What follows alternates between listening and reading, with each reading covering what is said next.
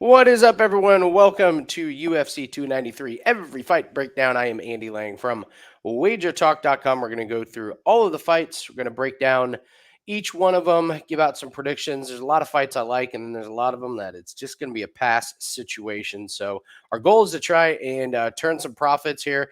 And if we have a fight we don't like, we're just going to pass on it. So we have a few of those. Real quick, guys, please hit the like button, comment with your favorite play for UFC 293.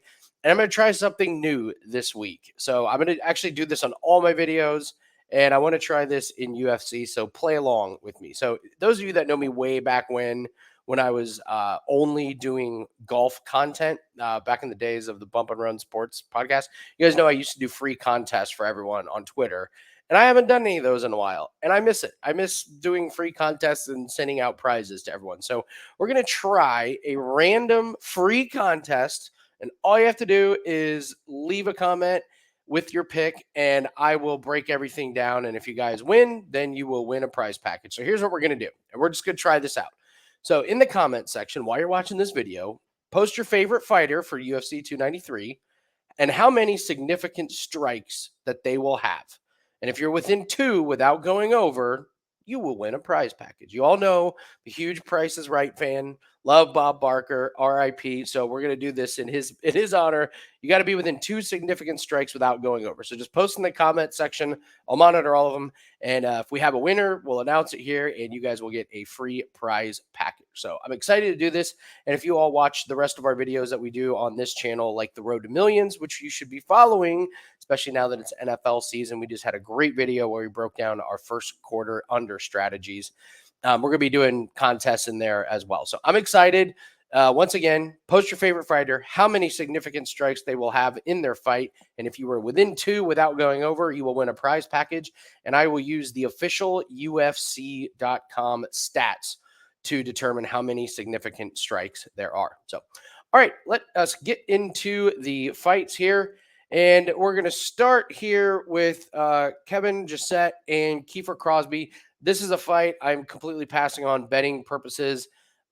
Listen, nothing really totally sticks out with either one of these guys. Jousset, to me, he's kind of low volume. He only has one finish in his last 5 fights. That was with like 7 seconds left in the fight. Decent striking, decent clinch work, but I don't know what he's great at. I guess you could say he's well-rounded, but I just feel like he has a low ceiling. Crosbie had a pretty decent long stint in Bellator. He left with a 4-3 record. Recently, he just finished 2 fighters in smaller promotions. He finished Alex Oliveira, UFC vet, who's nearing the end of his career, it looks like. I like that he searches for the finish, and he will have the power advantage. But if he doesn't KO Jousset early, I think this just turns into a stunningly boring fight. I mean, stunningly boring, because I think Jousset kind of pushes him up against the fence, maybe gets a takedown and lays on top of him. There's way too many betting opportunities on this card. I do not see any value in this whatsoever. Right now, Jousset is, well, this website shows minus 135. It's a lot closer to minus 145 for Jousset. I will not be betting on anything in this fight. So if anybody has a much better read on this fight than I do, congratulations, but I could not find anything in that one. Shane Young versus Gabriel Miranda. UFC's not been kind to these guys. Miranda, who does he open up with? Well, he gets to fight Saint Denis in his UFC debut, and he just gets clobbered. That loss doesn't look nearly as bad as it did right when it happened. And Young is on a 3-fight losing streak. Young does not fight a whole lot. Pull up his fights here. He's 13-7, but I mean, fought in 2023, 2021, 2020, 2019. You see a pattern here. Unfortunately, the other pattern he has is he loses. So he's lost to Ludwig Klein. Omar Morales, that's a bad loss. And Blake Builder earlier this year, that's a bad loss. So you've got these guys that I will say this about Shane Young. I really, truly do not know what he does in these fights. He does not throw a lot of strikes. The ones he does throw anymore, they're just not very effective. He's not great at takedowns in the ground game. I just don't see what he does in these fights. And, Miranda, rough outing against Saint Denis. He got beat up and finished, but I mean, that was to be expected. Miranda has he's 16-6, has not fought good competition before in the UFC. So I just don't want to lay this kind of money on Shane Young. I'll just take a little stab on Gabriel Miranda if I have to bet on this. It's a dog or pass type of situation because there's no way you're laying close to minus 170 on Shane Young. Miranda had a brutal UFC debut matchup. Maybe he's got a little bit more skill than he showed there. And I see no upside on Shane Young. So Gabe Miranda, I guess I'll take a little sprinkle, but if you try to build a to start round 2 parlay, I think this is a good one. I don't see either of these guys getting finished. Shane Young's not finishing anybody these days, and I think he's decent enough to stay out of harm's way. So maybe you look at some overs, but for me, it's Gabe Miranda or it's nothing in this one. But again, not real excited about that fight. Ah, yes, Blood Diamond. Blood Diamond makes his triumphant return. He's facing Charlie Radtke. Listen, Blood Diamond, you got to give him credit. He made friends with Israel Adesanya, and he gets UFC fights. I don't know how, I don't know why, but here we are again with a chance to bet against Blood Diamond. Loses in round 1 to Jeremiah Wells and loses a decision to Koski. So Blood Diamond, seriously, like he throws kicks and that's it. He's horrific at wrestling. He's horrific at grappling. He actually landed some kicks against Ryan Koski, but then as soon as Koski gets a hold of him, he just holds him down, and he ends up getting beat up on the ground. He's really bad. Charlie Radtke making his UFC debut. I kind of like what I see from him. He definitely has power in his hands. He recently fought a guy who all he does is go for takedowns and tries to fight on the ground. And he did a good job with him. He thwarted a lot of the attempts as soon as the fight got towards the end of round 1. He did a good job with his strikes, and he gets the win. And then he followed that win up with 2 first-round finishes. So he's got finishing power. The only thing he really has to look out for is those kicks. Blood Diamond can land some kicks, but I just think once Radtke realizes that kicks is the only thing that he's got, Radtke's going to try and blast through him. He may eat one to land one, but I think if he lands one, he can finish Blood Diamond. Maybe he takes it down. I haven't seen a whole lot of wrestling or grappling from Radtke, but I don't see Blood Diamond winning a UFC fight. He's going to have to drop down. He's going to have to drop down big in level of competition. And this is a guy making his UFC debut who's only 7-3, and yet still Radtke is like minus 250 here. So it's Radtke or nothing in there. It's a decent parlay piece. I haven't gotten to the window on this one yet, but there's just no shot I'm betting on Blood Diamond. I think he loses again. Nasrat versus Landon Quinones. If you watch The Ultimate Fighter, you know Landon Quinones, or you at least know his name. His stint was short-lived on The Ultimate Fighter. He fought Jason Knight and got submitted in 55 seconds. I thought his stand-up was decent on the show. We just didn't get to see a whole lot of it, and he just made a mistake. He went down into Jason Knight's guard, and it didn't take Knight long at all to throw up a triangle. So it was a really bad move from Landon Quinones, and you're seeing Nasrat Haqparast as a big favorite minus 410, and it is absolutely warranted. I mean, Nasrat's not, he's not the most exciting fighter in the world. He lost to Dan Hooker and Bobby Green, but those are 2 pretty good studs. He had the decision win against Makdessi. It was a very mature veteran type of fight, and I think Nasrat just takes him apart on the feet. Nasrat's lost 2 out of 3, but there's no shame in losing decisions to Bobby Green and Dan Hooker. He gets the win against Garcia and Alex Munoz. So, he's lost 2 out of 3, but really he's 3-2 if you want to break it down that way. I just think the price is big and it's worthwhile. It's another parlay piece, and Landon Quinones, not very good. I would hope that he's made massive improvements, but even if he has improved, I just don't think he's going to be able to hang with a UFC veteran. Only chance for Quinones is to win a stand-up battle and maybe rock Nasrat early. I think Haqparast is just going to be way too good to fall for anything like that. So I think it's Nasrat, and to be honest, I don't think it's that close. Jamie Mullarkey and John Makdessi. I still say that loss that Jamie Mullarkey took was one of the strange losses I've seen in a while. This Muhammad Naimov just he catches Mullarkey's winning. Naimov catches him, and the ref stops it. I watched it a bunch of times, and I just thought that was such a quick stoppage. I actually think Mullarkey weathers the storm, gets up, and then continues to win the fight. So, um, I don't know what to make of Mullarkey. He's so disappointing. He just doesn't seem to have the killer instinct anymore. He seems tentative, even in that fight against a guy that he should have just run through. He should have come out and asserted himself. He just doesn't do it anymore. And, he got burned. And it makes him now, what is he, 4-4 in the UFC? And he's getting a 38-year-old John Makdessi. Makdessi only fights like once a year. I mean, we look at his years: 2022, 2021, 2020, 2019, 2018. So he's getting his annual fight out. But um, I just I'm not. I don't want to bet on either one of these guys. I certainly don't want to lay minus 190 on Jamie Mullarkey, and I also don't want to take John Makdessi because I don't think he's got any finishing power left in him, and I think he's going to be a little bit slower on the feet. I will say I like overs in this one. I don't see a finish. Mullarkey, he was winning against Naimov, but he certainly wasn't close to finishing. And Makdessi's not finishing anything. I think this is a good time to wait for props on this fight. Take the over 2.5, maybe take it to go the distance. I just don't see who's finishing in this one. I don't see submissions from either one of these guys, and I don't see either one of these guys landing a big shot. These guys are veterans. They know how to stay out of harm's way. I mean, even though Mullarkey took that one shot, I don't see him doing it 2 fights in a row. So I'm not going to bet a side in this one, but I will wait and look at overs. I think that's the best way to play this one. Jack Jenkins, Chepe Mariscal.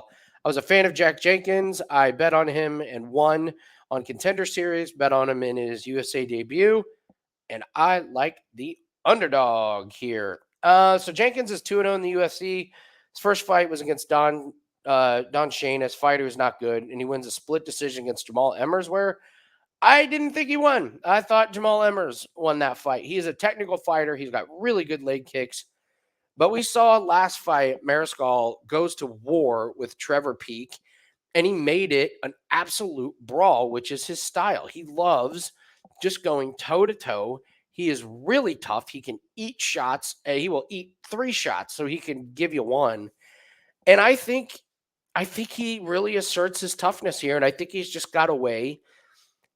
I think he's got a way to turn this really, really into a backyard brawl type of fight. And I don't think that's what Jenkins is good at. I don't think Jenkins can really, truly hurt Mariscal except for those leg kicks. And I think Mariscal kind of walks through him.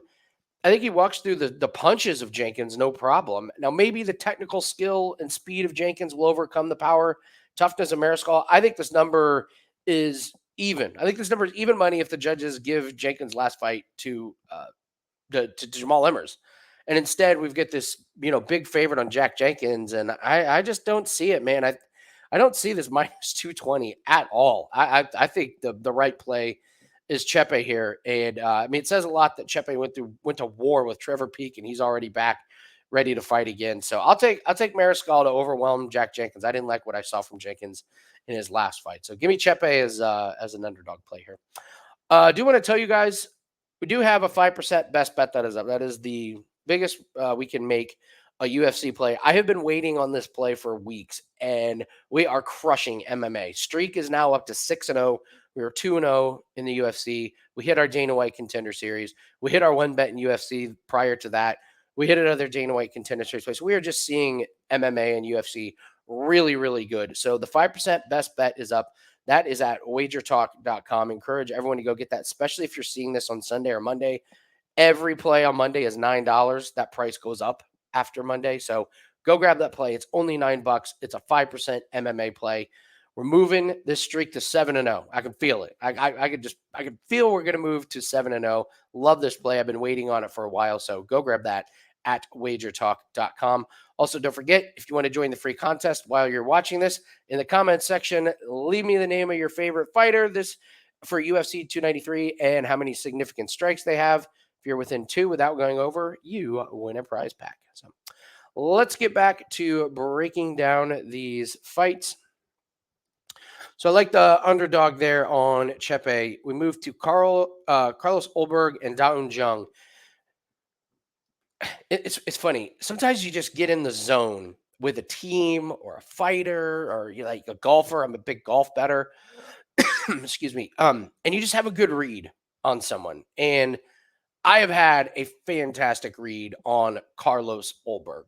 And this goes back to when he was on Contender Series, when he lost to Kennedy and Nzechukwu, and then he rips off 4 wins, and we were on him every single one of these wins. We hit his props in knockouts. So I've just had a really good read on Ulberg. In this fight to Kennedy, he gassed himself. Completely tired himself out. That's how Kennedy was able to get the finish.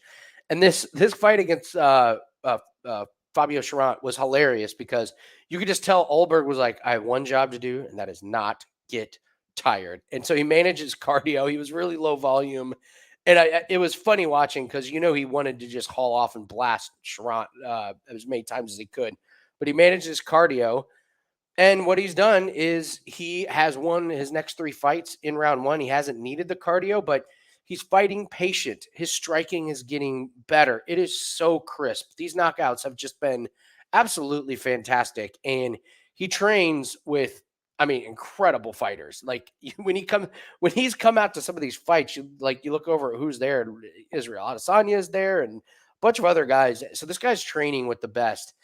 And I really like him as the favorite over Daun Jung. Daun Jung, he's 29 years old.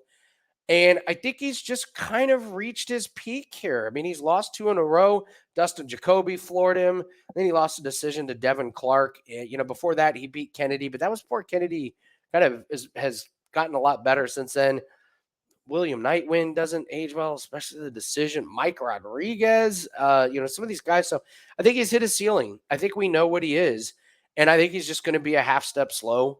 Ulberg has just gotten better every single fight. It's crazy that Ulberg is 32 years old, but he's only 8-1, a lot less wear and tear. And every fight I see from Ulberg, his striking is just better. So I think he's a really solid parlay piece. If you want to wait until props come out and you want to play him to win by knockout, all he needs is to land 1, and it may not even knock out Jung right with that one special shot, but it's enough to wobble him and throw Daun Jung off. I just don't think Jung is going to be fast enough to keep up with Ulberg, and Ulberg only needs a little bit of room to light up Daun Jung. So love what I've seen from Ulberg. Just think Jung he is who he is. He's got a very, very limited upside, and I think we've seen it. And losing to Dustin Jacoby and Devin Clark back to back, I think this is going to be a tough fight for Jung. So I will take Carlos Ulberg as a parlay piece. Tyson Pedro and Anton Turkalj, and the pleasure man, I kind of like here as the underdog. And it all comes down to Tyson Pedro's cardio or lack of. So, Tyson Pedro's resume is just not looking that good in UFC when we pull it up here. We correctly predicted that he would lose to Makdessi coming back when Makdessi made his return to UFC. All right, he beats Harry Hunsucker, Wah and Ike Villanueva, but loses to Rua and OSP, and who's this guy? And it loses to Latifi. He wins at Paul Craig. That looks good. And, Roundtree, but now you're back to 2016. So it's like we really got to go back 7 years to find Tyson Pedro's really good wins. Listen, he's got power. And Anton holds his hands like this. He's begging to get lit up, and he does get lit up. Good strikers absolutely pound him. But Pedro's cardio goes out really, really quick. And let's take a look at these wins here from Pedro. Round 1, round 1, round 1, round 1, round 1, round 1. And look at these losses. Decision. Round 3, he loses another decision. So you can see that he just tires, and that's exactly what happened with Bukauskas, and we called it. Said the speed is going to tire out Pedro. So Anton has to weather the storm in the first round. If he can do that, I think you're looking at the best live bet on the board. If Pedro looks good in round 1, and he's rocking, Turkalj, but he can't take him out, and he blows his cardio. Anton does have decent cardio. He will absolutely wrestle and clinch. He can take down Pedro if he still has energy. So on this one, I think Pedro. If you're going to bet Pedro, you might as well bet him by KO because he's not going to win a decision. I don't think. I don't think he's got the cardio to get there. So you might as well just save the minus 130 that's on Tyson Pedro and just bet him by KO. So I'm going to lean Anton as a pick for this video, but really the best way to bet this one, I think, is you're playing Pedro by KO. If he doesn't get it early and you see Anton is pushing forward and getting the clinch and you see Pedro starting to gas, now you're firing away on Anton, because if Anton lost the first round, you're going to get a really nice plus money play on the pleasure man. So this is an interesting fight, but do not be surprised if Pedro looks good in round one and then falls apart and Anton grabs rounds 2 and 3. But yeah, I would play Pedro by KO and then take a look at live betting on this one. Justin Tafa and Austen Lane. This one is a rematch here. And I like Austen Lane. I liked Austen Lane in the first matchup. I was very excited. And then we have the unintentional eye poke. And afterwards, when they were kind of reading the decision, Austen Lane and Justin Tafa's corner was kind of getting into it. I think this might be a pretty intense one. I like Lane. The reason I like Lane is I think Tafa is just really overrated here. 6-3, and all right. So he's 6-3. Sorry, guys, my computer froze up there. So he's 6 and. All right, sorry about that. So he's 6-3, and when we look at his record here, okay, wins against Parker Porter, congratulations, and wins against Harry Huntsucker, great. But he lost to Carlos Felipe and Jared Vandera, and Austen Lane is going to be the longer fighter, the taller fighter, and all I think Justin Tafa is, he's got the knockout. I was wrong about his brother. His brother took out Parker Porter. But Austen Lane just has the jabs, and I think he has the power and the cardio to take Tafa into round 2. And if Tafa doesn't get that big shot, I think it's Austen Lane all day. I love this price. Plus 195. I just love this price. So if we're looking for dogs on this card, Austen Lane may be my favorite here. So he just got to avoid that big shot from Tafa. But I actually think Austen Lane might be a little bit more of the well-rounded fighter. He got the really nice win on Contender Series. He just hasn't had a chance to prove it in the UFC. But I'll roll the dice on Austen Lane for sure. I think that size advantage is going to be too hard for Tafa to land the big shot. So I'll take Austen Lane, and wouldn't be surprised if Austen Lane won by decision in this one. So big Austen Lane fan. Hopefully we can cash on this one. Manel Kape and Felipe Dos Santos. Dos Santos is coming from Contender Series. If you don't know the backstory on this one. So Dos Santos was supposed to fight on Contender Series. His opponent couldn't make weight, had a medical issue. Dos Santos weighed in anyways and made weight. And at the same time, Manel Kape was supposed to fight Kai France. And UFC just rewarded Dos Santos and said, you made weight, you lost your Contender Series fight. We happen to have an opening. It's coming up. Congratulations, you're fighting Manel Kape. So,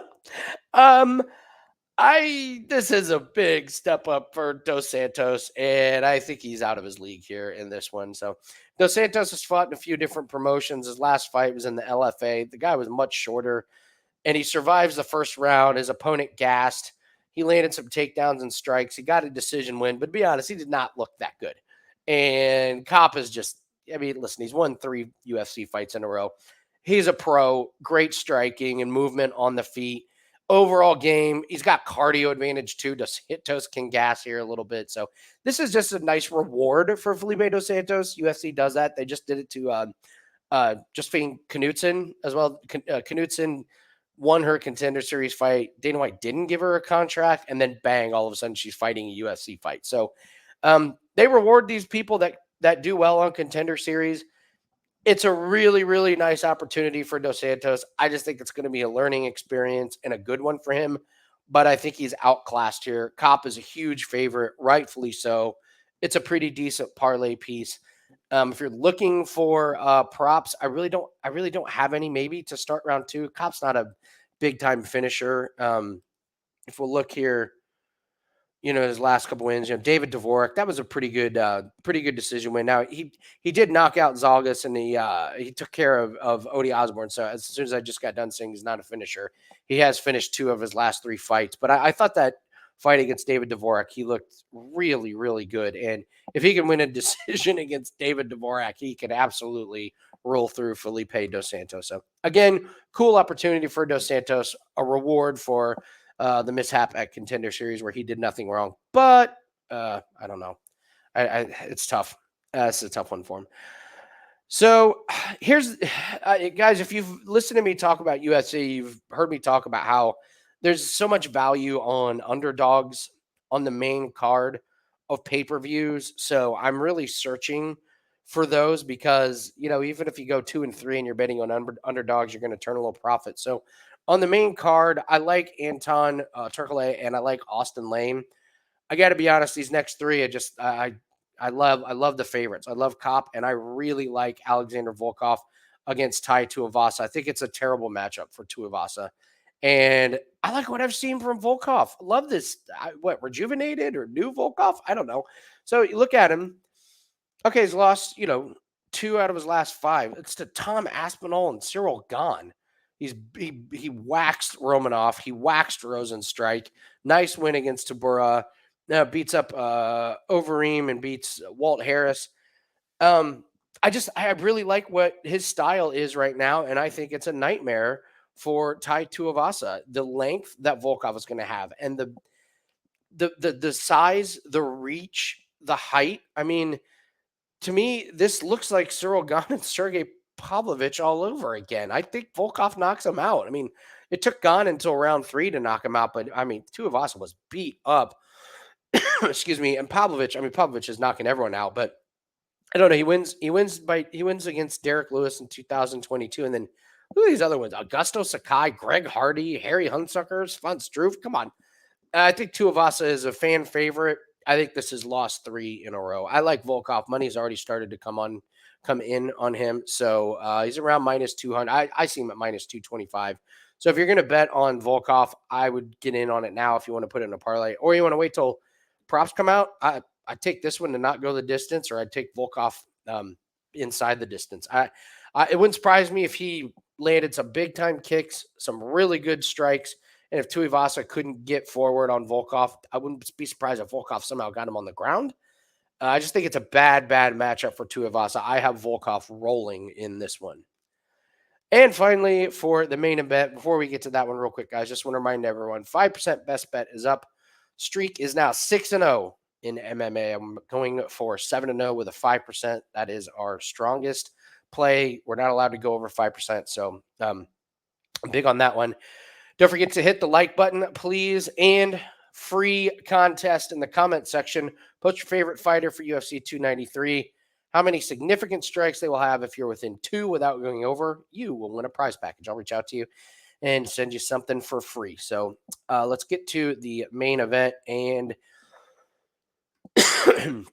Israel Adesanya and Sean Strickland. Sean Strickland has made it very clear he fights for financial reasons. He's getting paid very well for this one, I'm sure, and he's going to lose. So, he's a fantastic boxer. Let's make sure we completely understand that he's 2-2 in his last 4 fights. This is not a guy that's ripped off 6 wins in a row. He lost to Cannonier. That was a great fight. I kind of thought he won that one, but he took it on short notice, and he gets sparked by Alex Pereira, and then he beats Imavov. That was a great matchup for him. And then I'll boost Magomedov. I mean, my God, Magomedov comes off and just looks terrible. He gave Magomedov a bad name. He gave the name Magomedov a bad name on that one. So listen, Sean Strickland has actually said, I don't even punch that hard. He said it about a boost. I don't even hit that hard. And I agree. He's not going to hit hard enough to beat Adesanya, and that's how he's going to have to win. Adesanya is just going to be too good at range. His kicks are going to be good. He knows how to stay out of the way. Strickland is not going to have any, threat of a takedown or wrestling or grappling. So it's going to stay on the feet, my guess. And Adesanya is just going to point him up. And I mean, we know that Adesanya, the UFC wanted Adesanya and Duplessis in this one, and they're not going to get it because Driscus, I believe, just wasn't healthy enough. And I'm glad. I want to see Izzy win this fight, and then I want to see a fight with him and Driscus, like with like 4 or 5 or 6 months worth of like hype. Like, let's hype this fight up. This is going to be awesome. So I think Izzy runs through Strickland here in this one. I don't think he finishes Strickland. Sean is really, really tough. I think Izzy just kind of does what he does is point him up.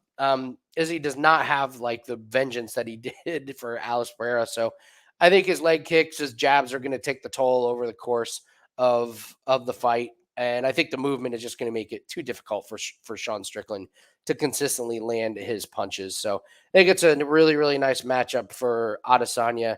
Strickland, he's going to get paid, and let's face it, that's really what he's all about. He does get his big shot. He's kind of wanted this, but I think it's Adesanya all day.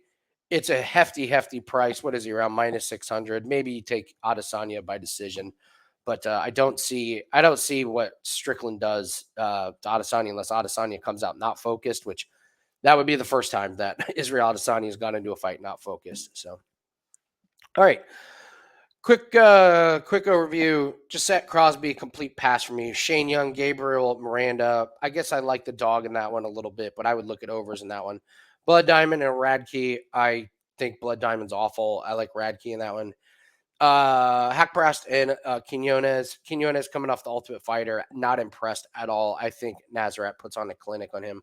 Mullarkey, Makdessi, no opinion on the side, but take overs in that one. Jack Jenkins and Chepe Mariscal. I like the underdog in that one. Give me Mariscal to force Jenkins into a brawl, and I just think he's more powerful and tougher. Carlos Ulberg, I like to knock out down Jung. He hands Jung his third straight loss. Ulberg gets another KO. Pedro and Anton Turkalj, the Pledge Man. I like Anton in this one. I think Pedro gasses. If he doesn't knock out Anton early, I think he's in trouble. Anton works the clinch in the wrestling, wins rounds 2 and 3 after losing round 1 and gets the decision. Justin Tafa and Austen Lane. I'll take the underdog, Austen Lane. I think his height and reach is going to be too much for Tafa, and I just don't think Tafa is going to be able to land that big kill shot. Kape and Felipe dos Santos. Felipe dos Santos goes from contender series to the main card. Oh, I think Kape runs circles around him. Cardio is too much. Technique and skill is too much. Tai Tuivasa and Volkov. I love Volkov in this one. I think Volkov finishes Tuivasa. The kicks, the reach, and Volkov is going to just have to weather the big shots of Tuivasa. I think he does it. I think Volkov wins comfortably. And Adesanya versus Strickland. No drama here. Israel Adesanya wins that fight. So, all right, guys, that's going to do it for the Every Fight Breakdown. Don't forget to hit the like and subscribe button. Don't forget to leave in the comments section, post your favorite fighter, how many significant strikes you have for the free contest. Most importantly, if you want to pad that bankroll, go grab the 5% best bet that is up right now on wagertalk.com. The streak is now 6-0 in MMA. Thanks, everybody. Good luck. Hope everyone has a really, really good week and good luck on all your NFL bets. And we will have our Road to Millions video on this same YouTube channel all week. We'll be breaking down NFL props. And don't forget about baseball and some of these other sports where we can easily pad the bankroll, even though it's first week of NFL. Good luck on all your bets. We will see everyone later. Have a great night.